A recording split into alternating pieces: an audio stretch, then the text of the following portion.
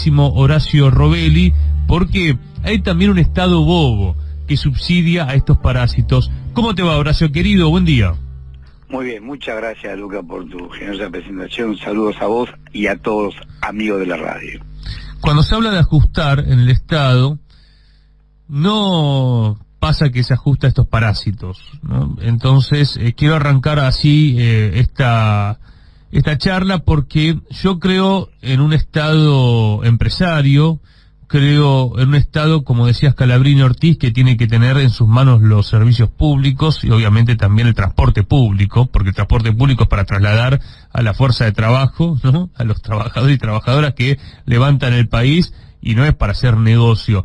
Hay cuestiones que hemos quizá naturalizado, ¿no?, del tren, el bondi, el subte aquí en la ciudad de Buenos Aires privatizados, con muchos de los empresarios que ayer describía Cristina, que vimos cómo se manejan, ¿no? Pero seguro, es tal cual lo que estás contando.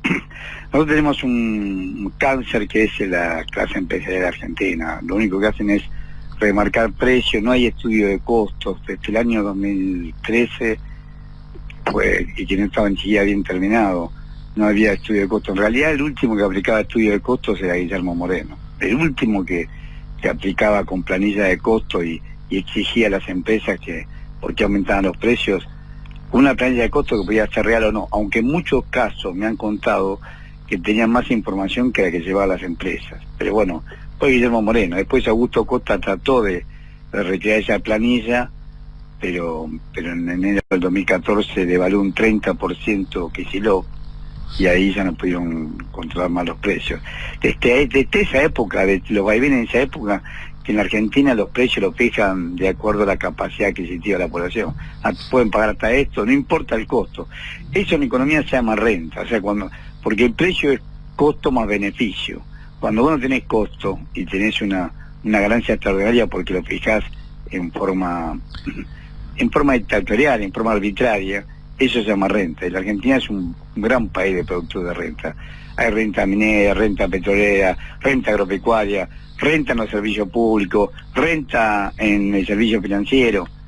Eso es renta. No hay en la Argentina no hay estructura de costo, y esa renta extraordinaria es doblemente dañina, porque le da un poder de ganancia a estos que pueden ejercer este poder. En este caso vos te encontrás el caso de la empresa Dota. Seguramente que Dota, con esa liquidez que tiene, es uno de los principales compradores de títulos públicos o de poder jugar plata. Esto ya no lo puede mostrar, pero porque nunca la Comisión Nacional de Valores, amparándose en el secreto bursátil del año... el secreto bancario, ¿no? Lo que se discutía en el Senado, que después se cajoneó. Exacto, bueno, por el secreto bancario y el secreto bursátil, porque la Comisión Nacional de Valores tenía que transparentar esto, quiénes son los que compran, no dice nunca nada. Claro. Cuando se vino a Batakis, en los 28 días que estuvo como ministra, se lo pidió al que era el titular de la Comisión Nacional de Valores, Constantino, no se lo quiso dar, y ahí lo echó. Fue lo que pudo hacer, le pidió la renuncia, pero mientras lo reemplazaban nunca tuvimos esa información. Después la reemplazaron a ella. Sí. Lo que estamos diciendo es, acá hay un sector social que fija los precios como quieren, y es el que especula, el que compra el dólar paralelo, el que hace el contado con líquido, o sea, compra títulos o acciones en el país y la vende afuera por la mitad de su valor. Doble daño, porque él deja la plata afuera jugando capitales, y el que compra sabe. Así, el mismo Larry Fink, que es el CEO de BlackRock, dice que no habló nunca con Armando Brown, ni con los Casani, ni con los Ayerza, que son las principales familias dueñas del Banco Galicia. Sin embargo, compró el 18,8% del paquete accionario del Grupo Galicia, porque estos ricos que compran, estos rentistas que compran acciones entre otras, del Banco Galicia, porque el Banco Galicia cotiza en Nueva York, y él la compró por la mitad. Valía $1 la acción y él la compró por la mitad por menos la mitad, claro, por menos la mitad de lo que vale la acción. Él sabe que esa acción vale $1. Acá hay que discutir una gran reforma del Estado, ¿no? Porque en realidad esto es el padecimiento que nos dejó el menemismo, que no se logró revertir en la década que recuperó el kirchnerismo. Pero quiero ir ahora a la actualidad, porque estamos discutiendo varios temas a la vez. Cristina ayer planteando que, no vienen por mí, vienen por ustedes. dando cuenta lo que busca este poder imperial y económico de arrodillar al pueblo argentino, que no es de ahora, viene de largo trance. Pero en el medio tenemos a el ministro de Economía, Sergio Massa, que va a estar en Estados Unidos, y que lo que ya decidió es un brutal ajuste que yo no lo estoy viendo en la tapa de los diarios. Por eso quiero que lo expliques.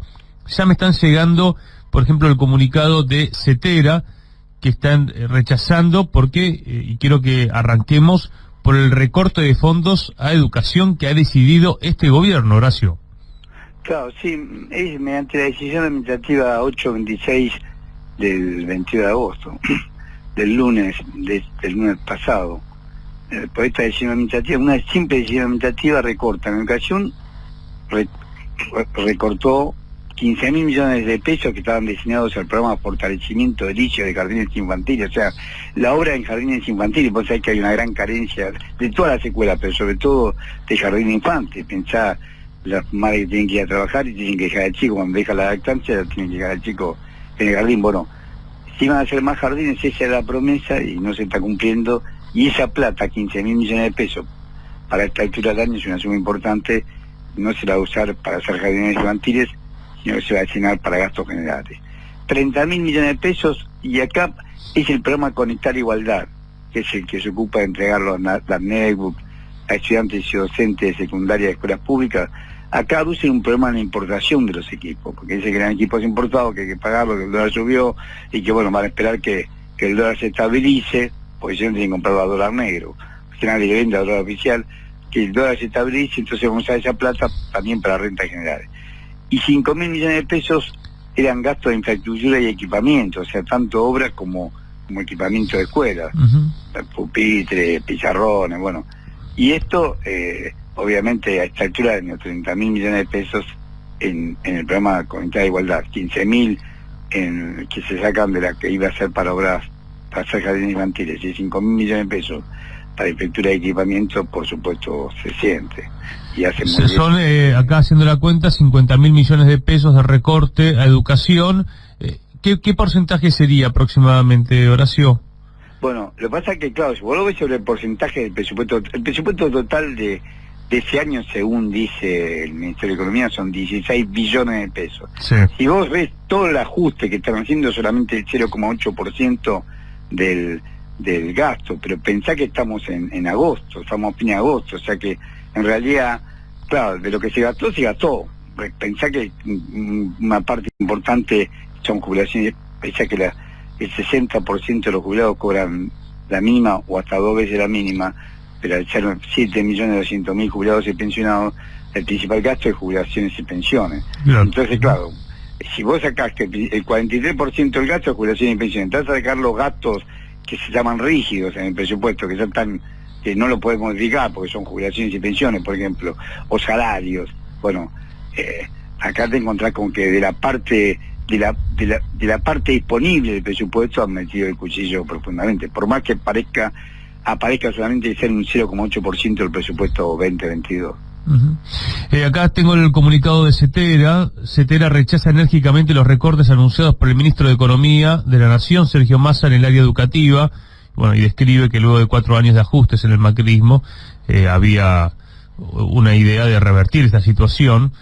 Desde Cetera rechazamos este ajuste que significa un retroceso en el paulatino mejoramiento de la educación pública que se empezó a revertir en este último año. Así que esto lo vamos a estar después desarrollando. Ahora, si te parece, pasemos a vivienda, otro de los recortes, salud primero. En salud, vos describís que se reduce el presupuesto del Ministerio de Salud en 10.000 millones de pesos. Sí, 10.000 millones de pesos, pero lo hacen en un programa que es el de enfermedades transmisibles. O sea, la reducción de la vacuna COVID implica que las vacunas se las tienen, y es verdad, ha menguado. Nosotros no tenemos un problema con el COVID actualmente. Fíjate que todavía hay países que la práctica, gracias al personal de salud, por supuesto, gracias a que han sido subido la vida de familiares, como contra. Yo tuve una compañía de trabajo de docente, Paula de Simone, que el marido era médico es médico del San Antonio de Antártida, se contagió COVID y ella falleció. O sea, a costa de la salud del personal de salud se hizo, pero la lucha contra el COVID fue exitosa. Tal vez como en pocos lugares del mundo se haya vencido este problema como se hizo acá. Uh-huh. O sea, estuvieron la vacuna, estuvo la disposición de los hospitales. Y en 2020 hubo mucha inversión en salud. En reconversión, esa reconversión, eran hospitales vacíos, los reequiparon contra reloj. Esto costó un déficit muy grande, pero se hizo. Ahora, también recortaron la vacuna en COVID, pero lo más que recortan es en enfermedades transmisibles. Y ahí la pobreza, o sea, que donde hay mayor pobreza, mayor porcentaje de enfermedades transmisibles. Ahí había que ver con lupa. Yo no conozco el tema de salud como para hablar. Claro. Había que hablar No podemos hablar con cada sector, pero ya cuando vos decís, che, recortan en educación, en salud, y ahora quiero pasar a vivienda, ajuste de 50.000 millones en las transferencias destinadas al Ministerio de Territorial de Desarrollo Territorial y Hábitat, que dirige Jorge Ferraresi, que cuando uno veía los fondos que le daban a Ferraresi para desarrollar un plan nacional, era muy poco, por eso se entregaron a tan solo 55.000 viviendas, de las que venían de la etapa de Cristina, que el macrismo obviamente frenó, porque no le interesaba. Ahora, en vez de aumentar algo que es una necesidad, se está recortando. Simbólicamente y políticamente esto es muy fuerte. El Ministerio reconoce, Ferraresi reconoce que hay un déficit en todo el país de 3 millones de viviendas. Se construyeron 55.000, vos te das cuenta que el déficit sigue estando, ni siquiera compensa el crecimiento vegetativo de la población. No, sí, es un desastre. El tema, cuando la vivienda tendría que ser, la vivienda no exige nada importado, no vas a traer mármol de Carrara, vos, la arena, cemento, cal, la estructura para los hormigones de hierro, todo acá. Eso se produce acá. Lo que han aumentado las chapas, digamos, que las hace Techín, es un escándalo. Digamos, han habido... Por un lado, el precio monopólico, ahí tenés un ejemplo de renta. Techín te fija el precio o no te entrega. Te precia el precio porque sabe que le van a pagar los que lo necesitan. Y como en la economía que vivimos, el hambre sin dinero no es hambre. O sea, solamente es aquel que demanda, el que existe. Si no, no existe en el mercado. Como pasa con las movilizaciones populares. Si Clarín no la saca, no existe. Bueno, acá pasa lo mismo. Entonces, el déficit de vivienda, cuando la vivienda tendría que ser, vos tenés que, al revés, tendría que utilizar el presupuesto para impulsar la obra pública en vivienda, porque la vivienda no tiene que importar nada. No te da ningún efecto negativo sobre nuestro sector externo. Y tiene un efecto dinamizador, un efecto multiplicador sobre el trabajo y sobre las otras industrias que a su vez alimentan a la vivienda, que sería importantísimo. ¿Por qué no lo hacen? Porque estarías consumiendo más alimentos, la población al tener mayores recursos consumiría más alimentos y más energía. Con más alimentos le está restando el negocio de ellos de, por ejemplo, producir, por adjudicación jurada, 47,7 millones de toneladas de maíz en la cosecha 21-22 y exportar 38,4 de maíz en grano. O sea, le sacás el negocio de exportar alimentos. La Argentina, y es más, le sacás el negocio de la soja, porque tienen que utilizar la tierra de la soja para producir más alimentos, para abastecer a la población.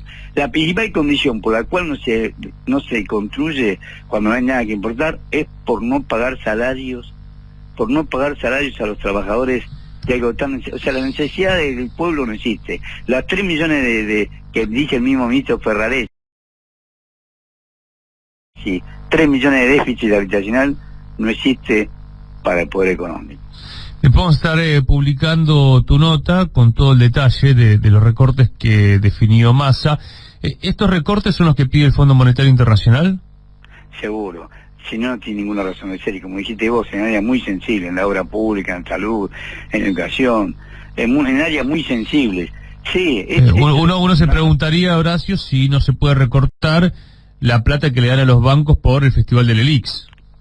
Exactamente, esa es la verdad. Fíjate, vos con el Fondo Monetario Internacional tenés que cumplir 2 metas. Una es la de que no podés gastar más del 2,5% del PBI, y después de estos recortes es obvio que van a cumplir. Si no están en el 2,5, van a estar muy cerca del 2,5 del PBI de déficit fiscal. Eso ya la simple proyección lineal permite decir que se va a pasar. En todo caso, lo que van a hacer, van a pasar el aguinaldo, el pago del aguinaldo del presupuesto 2023 y dar un mayor ajuste del 2023, pero el 2,5 lo van a lograr. Y sin embargo, la meta en las reservas internacionales es un incremento para este año de 5.500 millones de dólares, y en lo que va del año estamos más de 2.000 millones de dólares abajo. O sea, son 7.500 de dispersión, y eso nadie habla. Y cuando dicen, no hay que emitir, claro, no hay que emitir para financiar el tesoro, le dejan solamente emitir el 1% del PBI, es en peso, pero en dólares sería un poco más de 4.000 millones de dólares al tesoro. 4.000 millones de dólares no es nada para el tesoro. y sin embargo la LELIQ y las Notaliq y los pases pasivos ya suman 6,8 billones de pesos. 6,8 billones, una locura. Yo sé que cuando te consulté para el panorama sindical, creo que fue un mes y medio atrás, era 5,4 billones. Bueno, ahora 6,8 billones. Pero para que el gobierno del Frente de Todos, ¿con cuánto arrancó de LELIQs? Menos de 768 mil millones de pesos. Menos de 800 mil millones de pesos. No llegaba ni a un billón, porque son muchos. No llegaba a un billón. No llegaba a un billón. Son muchos ceros, Horacio, son ceros que nunca vamos a entender. Bueno, pero convertámoslo en dólares. En dólares es mayor que lo que nos dio el fondo, casi como lo que nos dio el Fondo Monetario Internacional, 43 mil millones de dólares. Vos convertirlo al tipo de cambio oficial, el tipo de cambio paralelo es menos, pero el tipo de cambio oficial, que es el que vale, te da 43 mil millones de dólares. 43 mil millones de dólares inmovilizados. Los bancos lo único que hacen es captar depósitos a muerte y lo prestan al Banco Central para que el Banco Central no haga nada con eso. Cuando con esa plata tenía que financiar los planes de vivienda, no sacarle solamente del presupuesto. El Banco Central tendría que financiar con esa plata que tiene inmovilizada y que le paga intereses a los bancos. Sí, infraestructura, eso lo planteó Capitanich, yo lo repito, porque fue una reunión que para algunos pasó desapercibida el 5 de enero, cuando Guzmán presenta el acuerdo con el fondo. Coqui Capitanich dice, bueno, pero ¿qué van a hacer con el Festival de LELIQs? Él lo dice en su nombre técnico, pero hablaba de las LELIQs, de esta plata que le pagan a los bancos por no irse al dólar, esta extorsión con la que premian, este premio a la extorsión de los bancos. Exacto. Ahora, escúchame, el macrismo nos dejó con menos de 1 billón y ahora estamos en más de 6 billones, es una locura. Es una locura, y aparte dilapidaron 31 mil millones de dólares de superávit comercial. Por supuesto, es una locura. Sí, eso lo venís diciendo. Fuiste de los primeros en señalarlo eso, y después lo dijo la propia Cristina Fernández de Kirchner cuando habló del Festival de Importaciones.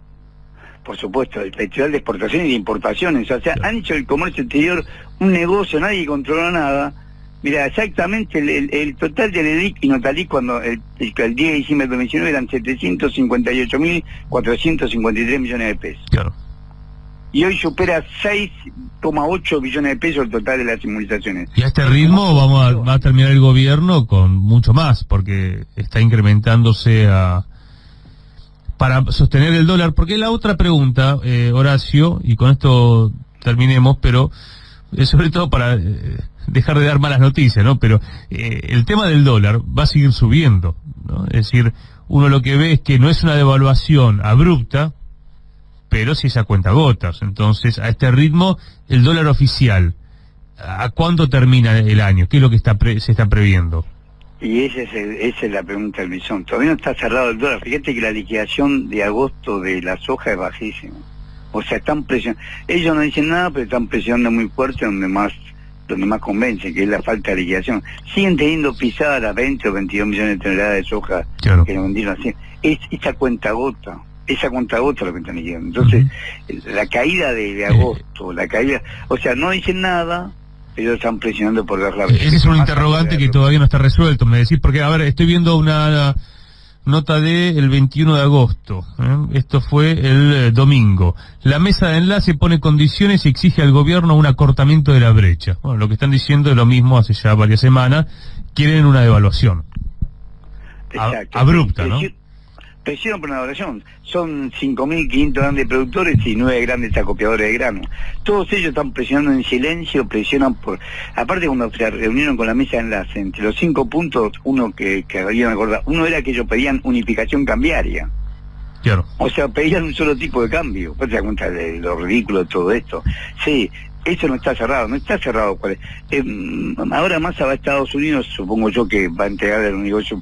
Va a negociar el presente entregando el negocio futuro, va a entregar el litio, seguramente porque lo primero que va a hacer acuerdos con la explotación del litio nuestro en la puna, que Estados Unidos tiene la lupa puesto ahí. Lo dijo Laura Richardson, que es la comandante del hemisferio sur, y lo dijo el embajador Stanley, sí.